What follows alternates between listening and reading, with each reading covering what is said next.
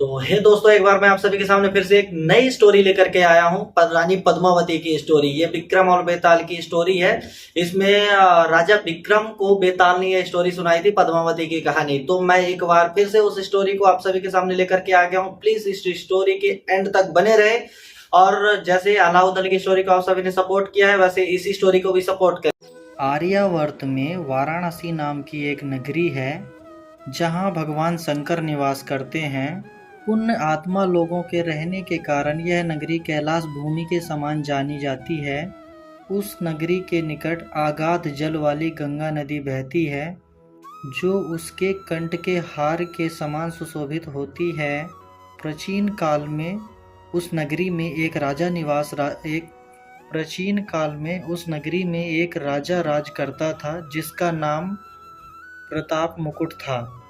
प्रताप मुकुट का वज्र मुकुट नामक एक पुत्र था, जो अपने पिता के ही भांति बहुत वीर और गंभीर था। वह इतना सुंदर था कि वह कामदेव का साक्षात अवतार लगता था। राजा के एक मंत्री का बेटा बुद्धि शरीर उस वज्र मुकुट का बहुत ही अच्छा मित्र था। एक बार वज्र मुकुट अपने मित्र के साथ जंगल पर शिकार खेलने गया।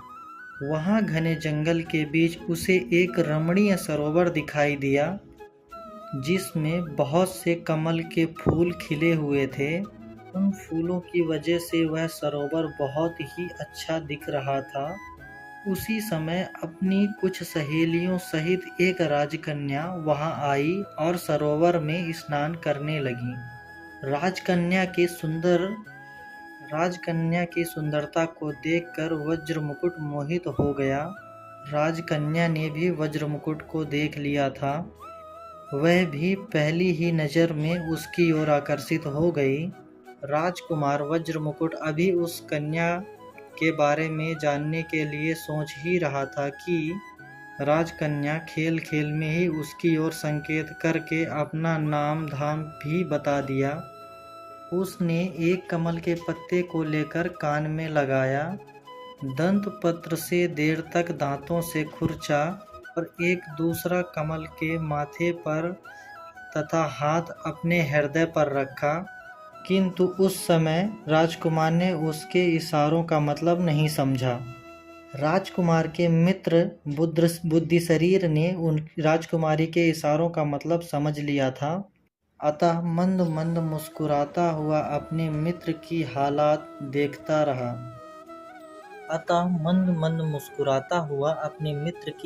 देखता रहा। जो उस राजकन्या के प्रेम बाण से आघात होकर राजकन्या और उसकी सखियों को वापस जाते देख रहा था। राजकुमार और उसका मित्र घर वापस लौट आए और राजकुमार घर लौटा तो वह बहुत उदास था। राजकुमार की दशा जल बिन मछली की भांति हो रही थी। जब से वह शिकार करके लौटा था, उस राजकन्या के वियोग में उसका खाना पीना छूट गया था। राजकुमारी की याद आते ही उसका मन उसे पाने के लिए बेचैन होने लगता था। एक दिन बुद्धि शरीर से राजकुमार ने एकांत में इसका कारण पूछा। कारण जानकर उसने कहा कि उसका मिलना कठिन नहीं है। तब राजकुमार ने अधीरता से कहा, जिसका ना तो नाम धाम मालूम है और ना ही जिसके कुल का ही कोई पता है, वह भला कैसे पाई जा सकती है। फिर मित्र, तुम मुझे व्यर्थ में ही भरोसा क्यों दिलाते हो? इस पर बुद्धि शरीर बोला, मित्र, उसने तुम्हें इशारों से जो कुछ बताया था, क्या उन्हें तुमने नहीं देखा? सुनो, उसने कानों में उत्तल मतलब कमल का फूल रखकर बताया कि वह राजा करमोत्तल के राज में रहती है, और अपने कान में कमल का पत्ता लगाकर उसने अपना नाम पद्मावती बताया और अपने हृदय पर हाथ रखकर उसने सूचित किया कि उसका हृदय तुम्हें अर्पित हो चुका है। कालिंग देश में कर्णोत्तल नाम का एक सुविख्यात राजा है। उसके दरबार में दंत वैद्य की पद्मावती नाम की एक कन्या है, जो उसे प्राणों से भी अधिक प्यारी है। दंत वैद्य उस पर अपनी जान छिड़कता है। मंत्री पुत्र ने आगे बताया, मित्र, ये सारी बातें मैंने लोगों के मुख से सुन रखी थी, इसलिए मैंने उसके उन इशारों को समझ लिया जिससे उसने अपने देश आदि की सूचना दी थी। मंत्री पुत्र के ऐसा करने पर राजकुमार को बहुत संतोष हुआ। प्रिया का पता लगाने का उपाय मिल जाने के कारण वह प्रसन्न भी था। वह अपने मित्र के साथ अगले ही दिन आखेट का बहाना करके अपनी प्रिया से मिलने चल पड़ा। आधी राह में अपने घोड़ों को वायु वेग से दौड़ाकर उसने अपने सैनिकों को पीछे छोड़ दिया और केवल अपने मित्र के साथ कालिंग की ओर बढ़ चला। राजा कर्णोत्तल के राज्य में पहुंचकर उसने वैद्य दंत की खोज की, उसका घर देख लिया। तब राजकुमार और मंत्री पुत्र ने उसके घर के पास ही वास करने के लिए एक वृद्ध स्त्री के मकान में प्रवेश किया। मंत्री पुत्र ने घोड़ों को दाना पानी देकर उन्हें छिपाकर बांध दिया। फिर राजकुमार के सामने ही उसने वृद्धा से कहा, हे माता, क्या आप संग्रामवर्धन नाम के किसी दंत वैद्य को जानती हैं? यह सुनकर वह वृद्धा स्त्री ने आश्चर्यजनक कहा, हाँ, मैं जानती हूँ। मैं उनकी धाय हूँ, लेकिन अधिक उम्र हो जाने के कारण अब उन्होंने मुझे अपनी बेटी पद्मावती की सेवा में लगा दिया है, किंतु वस्त्रों से हीन होने के कारण मैं सदा उनके पास नहीं जाती। मेरा बेटा नालायक और जुआरी है। मेरे वस्त्र देखते ही वह उन्हें उठा ले जाता है। बुढ़िया के ऐसा कहने पर प्रसन्न होकर मंत्री पुत्र ने अपने उत्तरीय आदि वस्त्र उसे देकर संतुष्ट किया। फिर वह बोला, तुम हमारी माता के समान हो। पुत्र समझकर हमारा एक कार्य गुप्त रूप से कर दो, तो हम आपके बहुत आभारी रहेंगे। तुम इस दंत वैद्य की कन्या पद्मावती से जाकर कहो कि जिस राजकुमार को उसने सरोवर के किनारे देखा था वह आया हुआ है। प्रेम बस उसने संदेश कहने के लिए तुम्हें वहां भेजा है। उपहार मिलने की आशा में यह बुढ़िया तुरंत ऐसा करने को तैयार हो गई। वह पद्मावती के पास पहुंची और वह संदेश देकर शीघ्रता से लौट आई। पूछने पर उसने राजकुमार और मंत्री पुत्र को बताया, मैंने जाकर तुम लोगों के आने की बात गुप्त रूप से उससे कही। सुनकर उसने मुझे बहुत बुरा भला कहा और कपूर लगे अपने दोनों हाथों से मेरे दोनों गालों पर कई थप्पड़ मारे। मैं इस अपमान को सहन ना कर सकी और दुखी होकर रोती हुई वहां से लौट आई। बेटे, तुम स्वयं अपनी आंखों से देख लो, मेरे दोनों गालों पर अभी भी उसके द्वारा मारे गए थप्पड़ों के निशान मौजूद हैं। बुढ़िया द्वारा बताए जाने पर राजकुमार उदास हो गया, किंतु महाबुद्धिमान मंत्री पुत्र ने उससे एकांत में कहा, तुम दुखी मत हो मित्र। पद्मावती ने बुढ़िया को फटकार कर कपूर से उजली अपनी 10 उंगलियों की छाप द्वारा तुम्हें ये बताने की कोशिश की है कि तुम शुक्ल पक्ष की 10 चांदनी रातों तक प्रतीक्षा करो। ये रातें मिलन के लिए उपयुक्त नहीं हैं। इस तरह राजकुमार को आश्वासन देकर मंत्री पुत्र बाजार में गया और अपने पास का थोड़ा सा सोना बेच आया। उससे मिले धन से उसने बुढ़िया से उत्तम भोजन तैयार करवाया और उस वृद्धा के साथ ही भोजन किया। इस तरह 10 दिन बिताकर मंत्री पुत्र ने उस बुढ़िया को फिर से पद्मावती के पास भेजा। बुढ़िया उत्तम भोजन के लोभ में यह कार्य करने के लिए फिर से तैयार हो गई। बुढ़िया ने लौटकर उन्हें बताया, आज मैं वहां से जाकर चुपचाप उसके पास खड़ी रही, तब उसने स्वयं ही तुम्हारी बात कहने के लिए मेरे अपराध का उल्लेख करते हुए मेरे हृदय पर महावर लगी अपनी 3 उंगलियों से आघात किया। इसके बाद मैं उसके पास से यहाँ चली आई। 3 रातें बीत जाने के बाद मंत्री पुत्र ने अकेले ही राजकुमार से कहा, तुम कोई शंका मत करो मित्र। पद्मावती ने महावर लगी 3 उंगलियों की छाप छोड़कर यह सूचित किया है कि वह अभी 3 दिन तक राजमहल में ही रहेगी। यह सुनकर मंत्री पुत्र ने फिर से बुढ़िया को पद्मावती के पास भेजा। उस दिन जब बुढ़िया पद्मावती के पास पहुंची तो उसने बुढ़िया का उचित स्वागत सत्कार किया और उसे स्वादिष्ट भोजन भी कराया। पूरा दिन वह बुढ़िया के साथ हंसती मुस्कुराती बातें करती रही। शाम को जब बुढ़िया लौटने को हुई तभी बाहर बहुत डरावना शोरगुल सुनाई दिया। हाय हाय, यह पागल हाथी जंजीरें तोड़कर लोगों को कुचलता हुआ भागा जा रहा है। बाहर से मनुष्यों की ऐसी चीख पुकार सुनाई दी। तब पद्मावती ने उस बुढ़िया से कहा, राजमार्ग को एक हाथी ने रोक रखा है, उससे तुम्हारा जाना उचित नहीं है।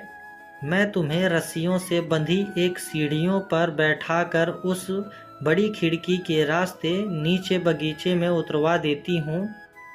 उसके बाद तुम पेड़ के सहारे बाग की 4 दीवारी पर चढ़ जाना और फिर वहाँ से दूसरी ओर के पेड़ पर चढ़कर नीचे उतर जाना, फिर वहाँ से अपने घर चली जाना।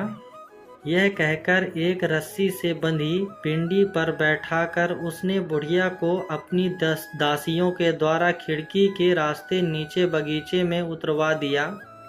बुढ़िया पद्मावती द्वारा बताए हुए उपाय से घर लौट आई और सारी बातें ज्यों की त्यों राजकुमार और मंत्री पुत्र को बता दी।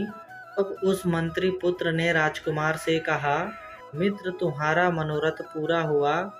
उसने युक्ति पूर्वक तुम्हें रास्ता भी बतला दिया है, इसलिए आज की ही शाम तुम वहां जाओ और इसी मार्ग से अपनी उस प्रिया की भवन में प्रवेश करो। राजकुमार ने वैसा ही किया। बुढ़िया के बताए हुए तरीके द्वारा वह 4 दीवारी पर चढ़कर पद्मावती के बगीचे पर पहुंच गया। वहां उसने रस्सियों से बंधी हुई पिंडी को लटकते हुए देखा, जिसके ऊपरी छज्जे पर राजकुमार की राह देखती हुई कई दासियां खड़ी थीं। ज्यों ही राजकुमार पिंडी पर बैठा, दासियों ने रस्सी ऊपर खींच ली और वह खिड़की के राह से अपनी प्रिया के पास जा पहुंचा। मंत्री पुत्र ने जब अपने मित्र को बिना विघ्न के खिड़की से प्रवेश करते देखा तो वह संतुष्ट होकर वहां से लौट गया। अंदर पहुंचकर राजकुमार ने अपनी प्रिया को देखा। पद्मावती का मुख पूर्ण चंद के समान था, जिससे शोभा की किरणें छिटक रही थीं। पद्मावती भी उत्कंठा से भरी हुई राजकुमार के अंग लग गई और अनेक प्रकार से उसका सम्मान करने लगी। अतः राजकुमार ने गंधर्व विधि से पद्मावती के साथ विवाह रचा लिया और कई दिन तक गुप्त रूप से उसी के आवास में छिपा रहा। कई दिनों तक वहां रहने के बाद एक दिन रात को उसने अपनी प्रिया से कहा, मेरे साथ मेरा मित्र बुद्धिवीर भी यहाँ आया है।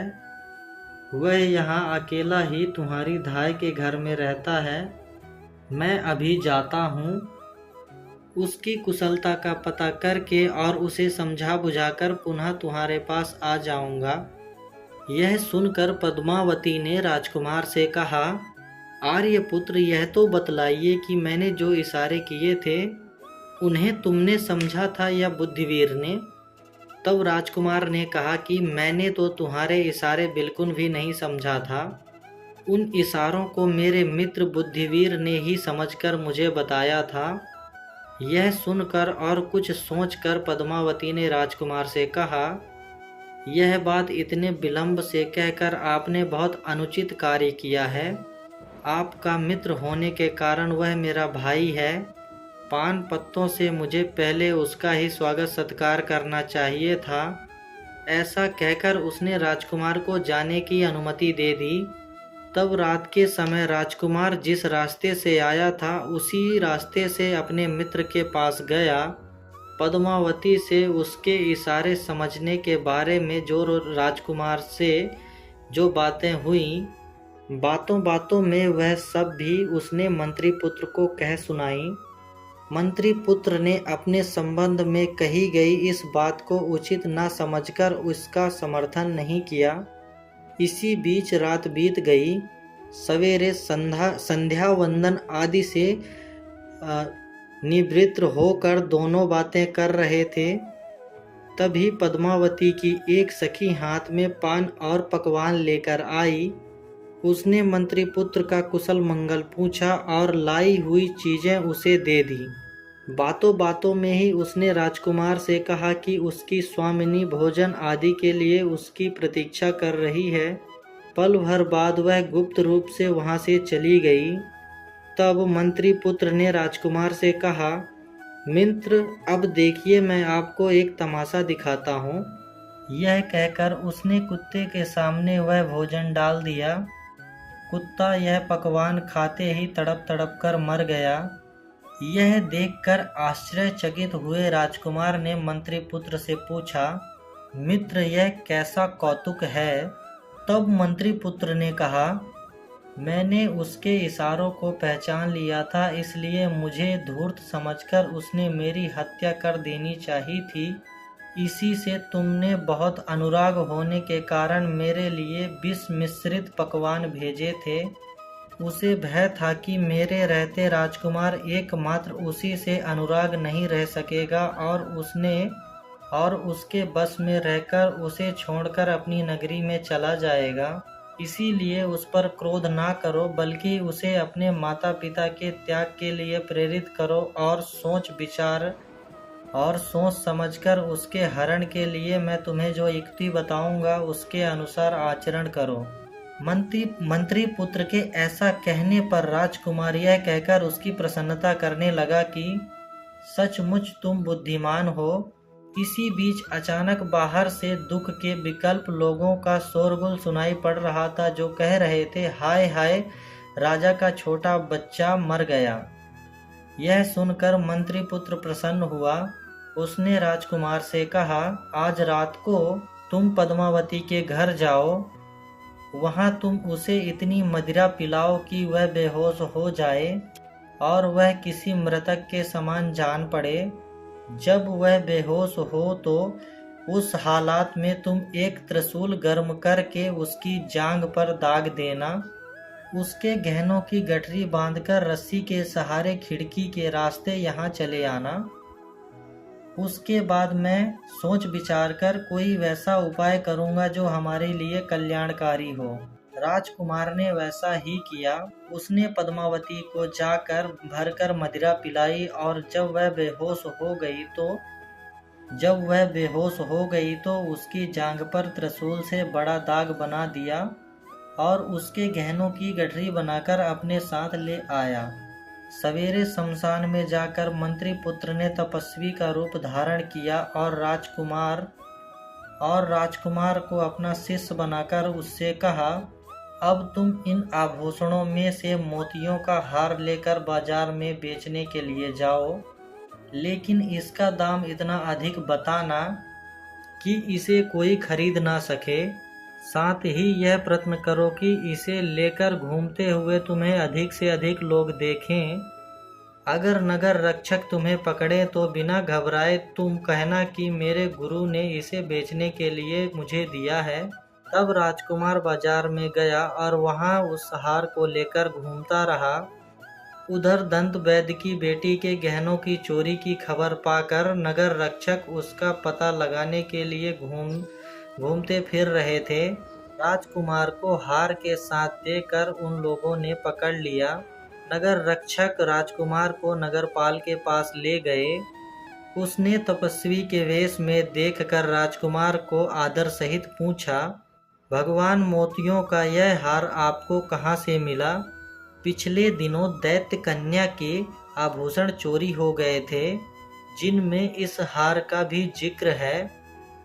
इस पर तपस्वी बना राजकुमार बोला, इसे मेरे गुरु ने बेचने के लिए दिया है, आप उन्हीं से पूछ लीजिए। तब नगरपाल आया तो तपस्वी रूपी मंत्री पुत्र ने कहा, मैं तो तपस्वी हूँ, सदा जंगलों में यहाँ वहाँ घूमता रहता हूँ। संयोग से मैं पिछली रात को इस शमशान में आकर टिक गया था। यहाँ मैंने इधर उधर से आई हुई योगिनियों को देखा। उनमें से एक योगिनी राजपुत्र को ले आई। उसने उसका हृदय निकालकर भैरव को अर्पित कर दिया। मदिरा पीकर वह मायाविनी मतवाली हो गई। मुझे मुंह चिढ़ाकर मेरी उस रुद्राक्ष की माला को लेने दौड़ी, जिससे मानकों के साथ मैं तप कर रहा हूँ। जब उसने मुझे बहुत तंग किया तो मुझे उस पर बहुत क्रोध आया। मैंने मंत्र बल से अग्नि जलाई और उसके त्रिशूल तपाकर उसकी जांघ पर दाग दिया। उसी समय मैंने उसके गले से यह मोतियों का हार खींच लिया था। अब मैं ठहरा तपस्वी, यह हार मेरे किसी काम का नहीं है, इसीलिए मैंने अपने शिष्य को इसे बेचने के लिए भेज दिया था। यह सुनकर नगरपाल राजा के पास पहुंचा और उसने राजा से सारा वृत्तांत कह सुनाया। राजा ने यह बात सुनकर उस मोतियों के हार को पहचान लिया।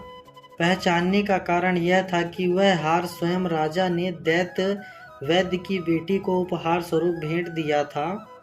तब राजा ने अपनी एक विश्वास पात्र वृद्धा दासी को यह जांच करने के लिए दंत वैद्य के यहाँ भेजा कि वह पद्मावती के शरीर का परीक्षण करके यह पता करे कि उसकी जांघ पर त्रिशूल का चिन्ह है या नहीं। वृद्धा दासी ने जांच करके राजा को बताया कि उसने पद्मावती की जांघ पर वैसा ही एक दाग देखा है। इस पर राजा को विश्वास हो गया कि पद्मावती ही उसके बेटे को मारकर खा गई है। तो वह स्वयं तपस्वी वेशधारी मंत्री पुत्र के पास गए और पूछा कि पद्मावती को क्या दंड दिया जाए। मंत्री पुत्र के कहने पर राजा ने पद्मावती को नग्न अवस्था में अपने राज्य से निर्वासित कर दिया। नग्न करके वह निर्वासित कर दिए जाने पर भी पद्मावती ने आत्महत्या नहीं की।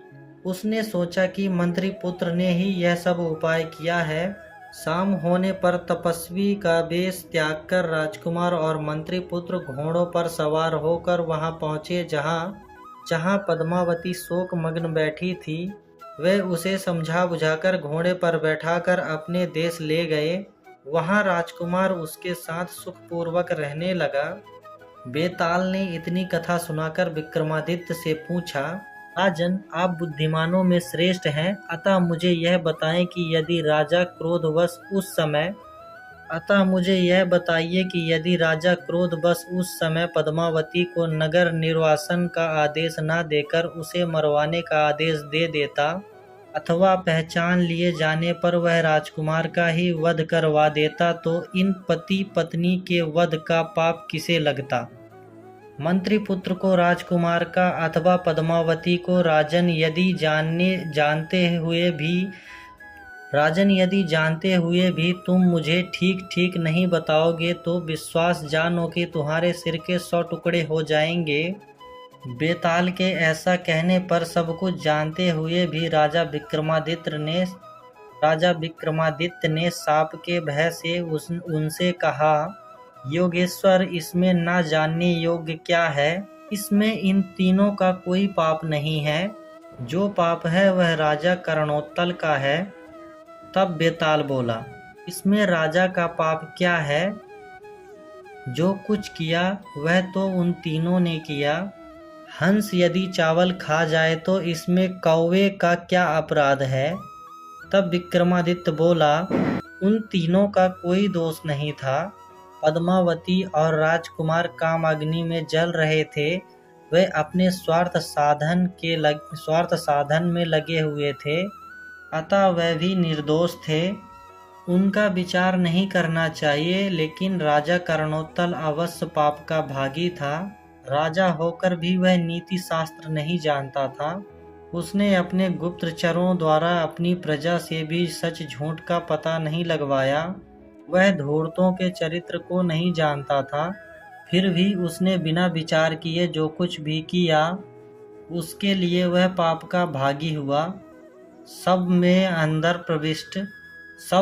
अंदर प्रविष्ट उस बेताल से जब राजा ने मौन तोड़कर ऐसी युक्तियुक्त बातें कही, तब उसकी दृढ़ता की परीक्षा लेने के लिए अपनी माया के प्रभाव से वह राजा विक्रमादित्य के कंधे से उतरकर इस तरह कहीं चला गया कि राजा को पता भी नहीं चला। फिर भी राजा घबराया नहीं। राजा ने उसे फिर से ढूंढ निकालने का निश्चय किया और वापस उसी वृक्ष की ओर लौट पड़ा।